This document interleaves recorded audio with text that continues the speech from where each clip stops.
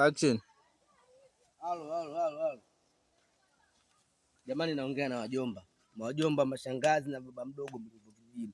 Maswala ya kwenda kwenye tima kujifanya mnatujua sana, ile swala tulipendi. Sio kusema wewe mimi ule mtoto, ule mtoto ndio uko nafunza, sio uko na makamasi uko mchafu. Unajifanya unajua sana, sipendi. Tumeelewa? Mimi nishatoka zangu Dar es Salaam, nishakuja hapo, nishautupia, usinikumbushe mambo ya zamani. Sio kama nakuchekeni, sio nakuchekeni na furahia, linatumiza jamani.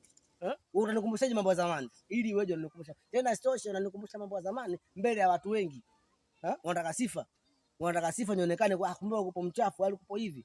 Mambo sasa tunataka. Mimi nishakuja na marafiki zangu, nimekuja kwenye tima, nije mpige mchele, tufahamiane ndugu, lakini sote na baada ya kufahamiana ndugu tunaanza tena kukumbushana mambo yalikuwa ya zamani. Bwana tena mwingine anakazia. Wewe ndio yule Shabani. Shabani yule ndio huyu mtoto nani? Akumbe alikuwa mchafu hivi. Kawa hivi kapendeza. Tena mbele za watu marafiki zangu. Yaani tunaanza tena kwa marafiki zangu, ukifika nyumbani wanaanza kunicheka. Jamani ujumbe ufike. Ndio hivyo.